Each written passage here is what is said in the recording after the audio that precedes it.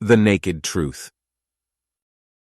दोस्तों 2022 में भारत पे कोयले का संकट था। भारत में कोयले से चलने वाले पावर प्लांट्स में कोयले की भारी किल्लत हो गई। Average level of coal stocks at an increasing number of India's thermal power plants have come down to 4 days worth of stock. देश को बिजली संकट से निजात दिलाने के लिए सरकार की ओर से जारी तमाम कोशिशों के बीच कल प्रधानमंत्री मोदी खुद हरकत में आए। उन्होंने बिजली और कोयला मंत्री के साथ बैठक की। तो इसमें कोयले के संकट को लेकर बड़ी खबर यह है। जी हाँ, इसकी वजह से कई कोल माइंस बंद हो चुके थे और कई बंद होने की कगार पे थे।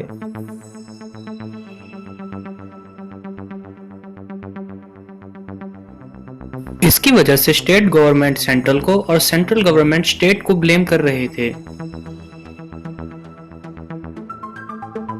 कोयले की माइंस चलाने वाले कह रहे थे कि वे संकट में हैं। आखिर क्यों आया ये कोयले का संकट? इसका जिम्मेवार कौन था और भारत कोयले के मामले में कहां खड़ा है? ये सारी जानकारी हम आपको आज इस वीडियो में बताएंगे। आजादी के बाद कोयले की मांग और जरूरत दोनों ही बढ़ने लगी थी, जिसने कोयले पे डिपेंडेंसी बढ़ा दी थी। 1970 के दशक में कोयला खदानों का नेशनलाइजेशन कर दिया गया था, जिसके बाद ज्यादातर कोयले का प्रोडक्शन सरकारी कंपनियां ही करने लगी थी। लगभग 85% कोल का प्रोडक्शन कोल इंडिया ही करती थी। 2022 में भारत में 77.76 करोड़ टन का कोयले का प्रोडक्शन हुआ था, जिसमें से 63.26 करोड़ टन का कोयले का प्रोडक्शन अकेले कोल इंडिया ने ही किया था। लेकिन उसके बावजूद भी कई सारे पावर प्लांट्स में कोयले की कमी देखने को मिली थी। अब सोचने वाली बात तो यह थी कि ये कमी तब आई जब कोल इंडिया ने कोल का रिकॉर्ड तोड़ प्रोडक्शन किया था। इस पूरे मामले के बाद सेंट्रल गवर्नमेंट का एक स्टेटमेंट सामने आया था कि दूसरी लहर के बाद इकोनॉमी में सुधार आया है, जिससे बिजली की डिमांड तेजी से बढ़ी थी। इसके साथ ही विदेशों से आने वाले कोयले की कीमत बढ़ गई, जिससे इंपोर्ट अफेक्टेड हुआ था। इसके अलावा कोयला खदानों के आसपास बारिश होने से भी प्रोडक्शन अफेक्ट हुआ था। हालांकि इस बीच में एक बात यह भी सामने आई कि 2022 में पावर प्लांट्स को कोयले की स्टॉक्स रखने की सलाह दी गई थी।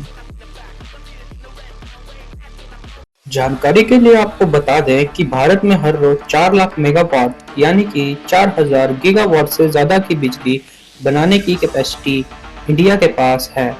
इसमें भी आधी से ज्यादा बिजली कोयले से पैदा होती है।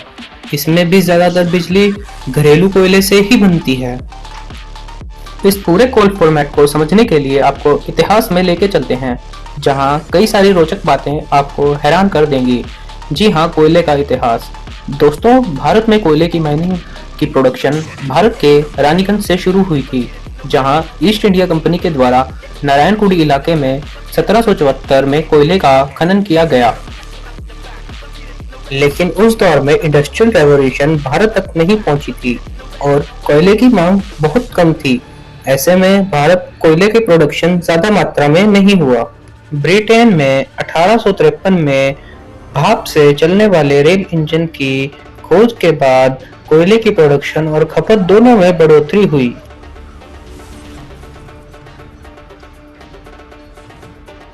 बीसवीं सदी की शुरुआत तक भारत में कोयला production 61 lakh ton per year तक पहुंच गया था, लेकिन आज़ादी के बाद इंडिया की डिजायर बढ़ी।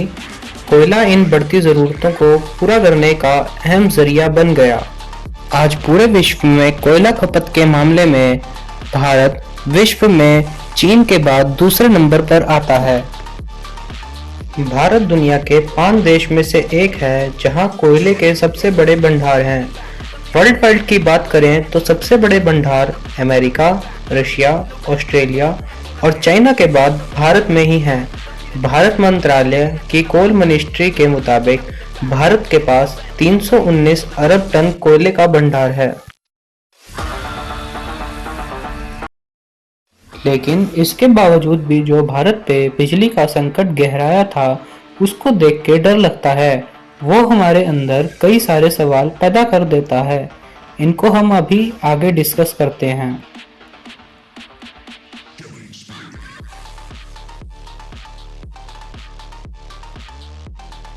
2022 में स्थिति ऐसी थी कि भारत में 135 कोयला संचालित बिजली संयंत्रों में से 2/3 ही उस समय संकट का सामना कर रहे थे। आमतौर पर कोयला प्लांट्स अपने पास 1 महीने का कोल भंडार रखते हैं, लेकिन उस समय 3 दिन का कोयला भंडार ही बचा था।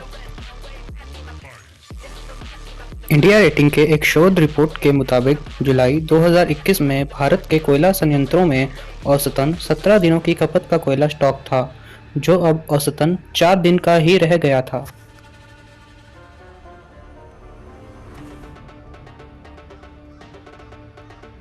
अब कोयला न होने की वजह से कई कोयला प्लांट्स बंद हो गए थे।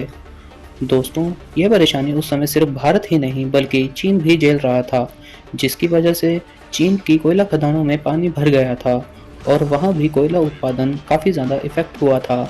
इसी को देख के चीन को कोयला जिस भाव में जहां से मिल रहा था वहां से खरीद रहा था और जिस भाव में मिल रहा था उसी भाव में खरीद रहा था, और इसी की वजह से इंटरनेशनल मार्केट में भी कोयले के दाम बढ़ गए थे।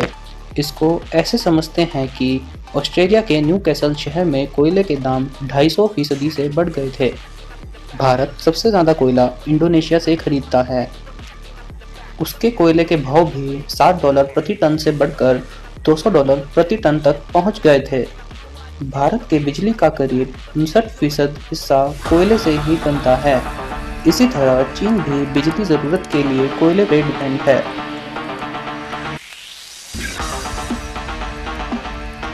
आज दुनिया के कई देश जैसे ब्रिटेन, अमेरिका अब कोयले से बिजली बनाने पर प्रतिबंध लगा रहा है, बल्कि कोयले के बजाय अब गैस और लकड़ी से बिजली बनाई जाएगी।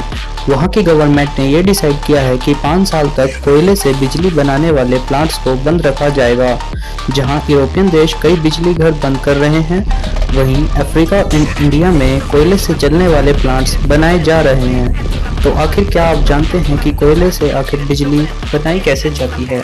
तो हम आपको उसे बताने जा रहे हैं, तो गौर से सुनिएगा। दरअसल इलेक्ट्रिक प्लांट बहुत बड़े एरिया में फैला होता है, जिसका कुल एरिया 3 से 4 किलोमीटर के बीच में होता है। इसमें कई सारी यूनिट्स होती हैं और हर एक यूनिट का अपना अपना काम होता है।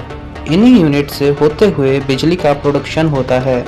इसमें सबसे पहले कोयले का स्टोर होता है, और ये कोयले का स्टोर भी बड़े एरिया में होता है, जिसमें कई मिलियन टन में कोयले को रखा जाता है, और उसके बाद स्टोर से कोयला क्रशर मशीन में लाया जाता है, जहां इसे तोड़ा जाता है और अलग मशीन के जरिए पाउडर में तब्दील कर दिया जाता है। उसके बाद कोयले के पाउडर को जलाया जाता है, जिसके बाद उससे भाप बनाई जाती है और उसी भाप से टरबाइन चलाई जाती है, जिससे बिजली बनाई जाती है।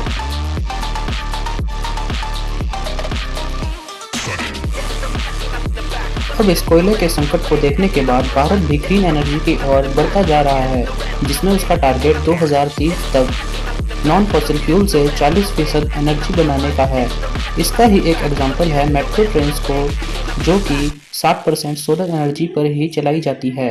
और भारत विश्व का पानी से बिजली बनाने वाला यानी कि हाइड्रो इलेक्ट्रिक पावर का सबसे बड़ा प्लांट एस्टेब्लिश करने जा रहा है, और ये प्लांट अरुणाचल प्रदेश में लगने जा रहा है, और इस प्रोजेक्ट को 319 अरब डॉलर की मंजूरी भी मिल गई है, और इसे पूरा होने में 9 साल लग जाएंगे। अभी तक भारत का सबसे बड़ा power plant Koyna power plant है, और इस नए प्लांट का एरिया तकरीबन इससे 3 गुना बड़ा होगा। तो दोस्तों, आज की वीडियो में बस इतना ही। ऐसे ही रोचक जानकारी जानने के लिए मेरे चैनल को सब्सक्राइब कीजिए और वीडियो को शेयर कर दीजिए।